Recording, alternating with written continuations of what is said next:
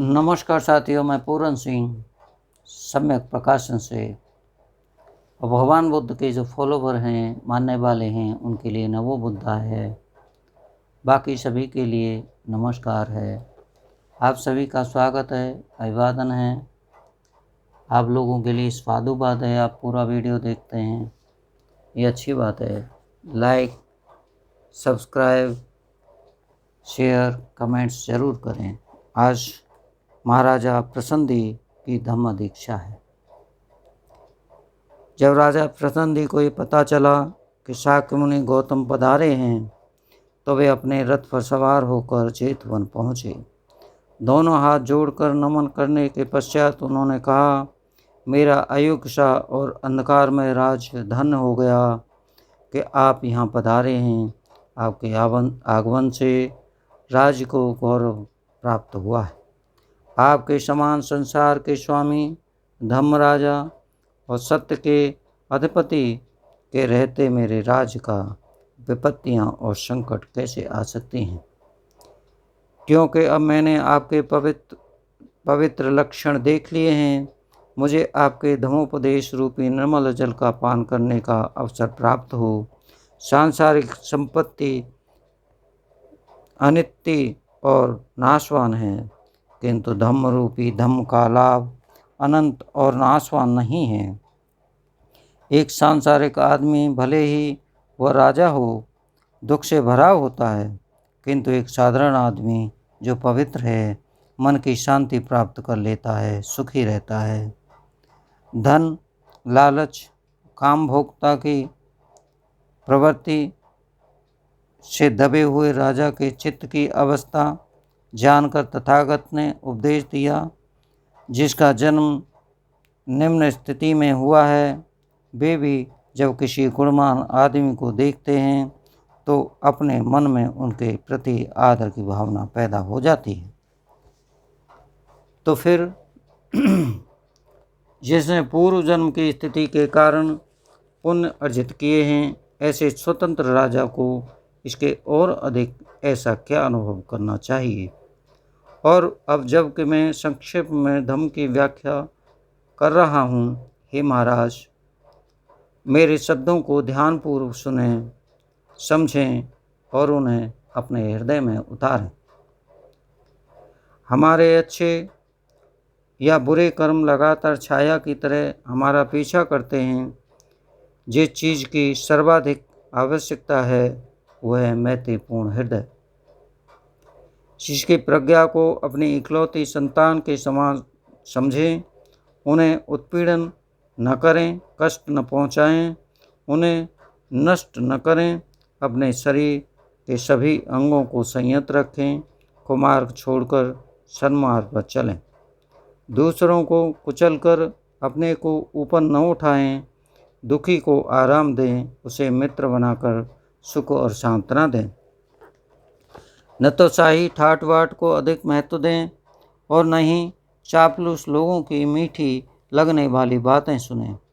अपने आप को काय क्लेश द्वारा पीड़ित करने से कुछ लाभ नहीं होने वाला है, लेकिन धम्म पर चिंतन करें और सही सिद्धांत को समझकर सुपथ का विचार करें। हम चारों ओर से सुख तथा दुख और रोग की चट्टानों से घिरे हुए हैं। सद्धर्म पर विचार करने से ही हम इस दुख भरे पर्वत से भाग सकते हैं। तब अन्याय करने में क्या लाभ है? जो बुद्धिमान हैं वे सभी शारीरिक ऐशो आराम की अपेक्षा करते हैं। वे कामनाओं से दूर रहकर अपने आध्यात्मिक अस्तित्व को विकसित करने में लगे रहते हैं। जब कोई वृक्ष भयानक आग से जल रहा हो तो पंछी उस वृक्ष पर कैसे एकत्रित हो सकते हैं? जहाँ राग है वहाँ सत्य कैसे रह सकता है? बात ज्ञान के बिना किसी विद्वान की ऋषि के रूप में भले ही प्रशंसा की जाती हो, किंतु वह अज्ञानी ही है। जिसे वह ज्ञान प्राप्त करता है उसे ही सच्ची प्रज्ञा की प्राप्ति होती है। इस प्रज्ञा की प्राप्ति ही एक आवश्यक उद्देश्य है। इसकी अपेक्षा जीवन की असफलता की घोतक है। सभी मतों की शिक्षाओं का यही एक केंद्र बिंदु होना चाहिए, क्योंकि इनके बिना सब निरर्थक है। यह सत्य केवल प्रवज्जित के लिए नहीं है, इसका संबंध प्रत्येक मानव से है। साधु और गृहस्थ के एक समान हैं। व्रतधारी प्रवज्जित में मूलतः कोई भेद नहीं है। प्रवज्जित भी पतित होकर विनाश को प्राप्त होते हैं। ऐसे साधारण गृहस्थ भी हैं जो ऋषियों के दर्जे तक पहुंच जाते हैं। कामना का ज्वार प्रवाह इस खतरा है जो सभी के लिए समान है। यह संसार को बहा कर ले जाता है। जो एक बार इसके भंवरजाल में फंस जाए उसका वश निकलना कठिन होता है। लेकिन प्रज्ञा एक उपलब्ध नौका है और विचार शक्ति उसकी पतवार है। धम्म का यही घोष आपको मार रूपी शत्रु के प्रहार से बचाने के लिए पुकारता है, क्योंकि कर्मों के फल से वश निकलना असंभव है। इसलिए हमें कुशल कर्म ही करने चाहिए। हम अपने विचारों पर दृष्टि रखें ताकि हमसे कोई बुरा काम न हो जाए, क्योंकि जैसा हम बोलेंगे वैसा ही हम काटेंगे, जैसा बोएंगे वैसा ही काटेंगे। प्रकाश से अंधेरे में और फिर अंधेरे से प्रकाश में जाने के मार्ग हैं।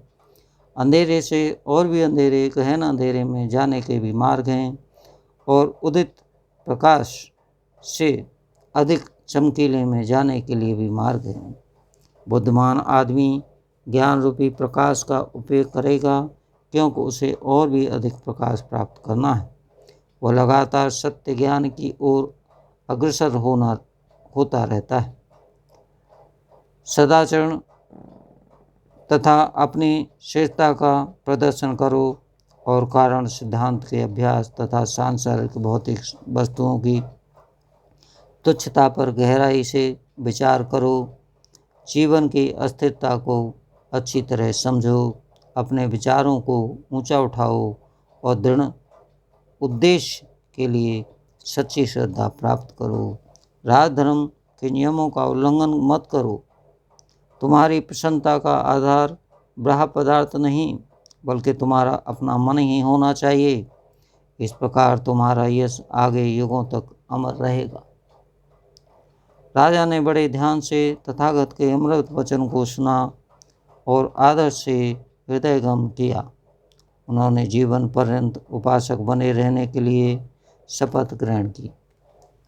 और महाराज प्रसन्नी ने भगवान बुद्ध के चरण छू उनकी परिक्रमा कर और विदाई ली।